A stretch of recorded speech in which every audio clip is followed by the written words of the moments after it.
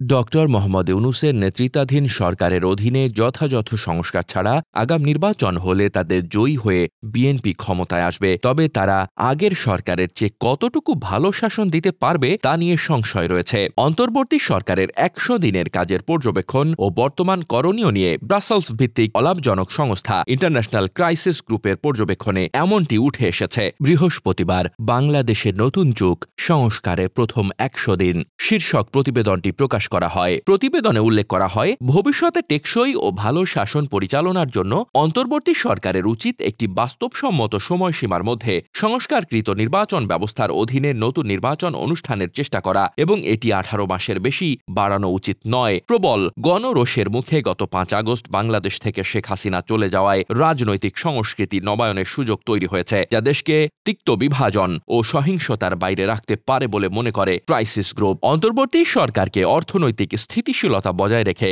রাজনৈতিক ঐক্যমত গড়ে তোলার তাগিদ দিয়ে প্রতিবেদনে বলা হয়, সরকারের প্রতি বাংলাদেশের জনগণের যাতে দৃঢ় সমর্থন থাকে তা নিশ্চিত করতে দৃশ্যমান সুফল দিতে হবে। তা না হলে বিকল্প কিছু ঘটলে তা কারো জন্য ভালো হবে না। ক্রাইসিস গ্রুপ মনে করে, শেখ হাসিনার শাসনের ১৫ বছর পর বাংলাদেশে শাসন ব্যবস্থার উন্নতির জন্য এবং আরেকটি স্বৈরাচারী শাসনের উত্থান ঠেকানোর এমন একটি সুযোগ এসেছে যা একটি প্রজন্মে একবারই আসে। এক্ষেত্রে অন্তর্বর্তী সরকার ব্যর্থ হলে বাংলাদেশ আগের অবস্থায় ফিরে যেতে পারে অথবা সামরিক শাসনের দিকে যেতে পারে। অন্তর্বর্তী সরকারের উচিত উচ্চাকাঙ্ক্ষী সংস্কারের জন্য জনসমর্থন ধরে রাখতে দ্রুত ফলাফল দৃশ্যমান করা, রাজনৈতিক দলগুলোর মধ্যে ঐক্যমত গড়ে তোলা। ক্রাইসিস গ্রুপের প্রতিবেদনে বলা হয়, দেশের প্রতিষ্ঠানগুলোর পুনর্গঠনও হবে অনেক বড় অর্জন। প্রধান রাজনৈতিক পক্ষগুলোর সমর্থন ধরে রাখা ইতোমধ্যেই চ্যালেঞ্জিং হয়ে উঠেছে। কেউ কেউ আগাম নির্বাচনে সুবিধার জন্য অবস্থান নিয়েছে। এই অবস্থায় ক্রাইসিস গ্রুপের পর্যবেক্ষণ, আগামী নির্বাচনে সম্ভবত ক্ষমতা কিছুটা কাটছাট করে ক্ষমতায় আসতে যাচ্ছে বিএনপি। তবে যথাযথ সংস্কার ছাড়া ক্ষমতায় গেলে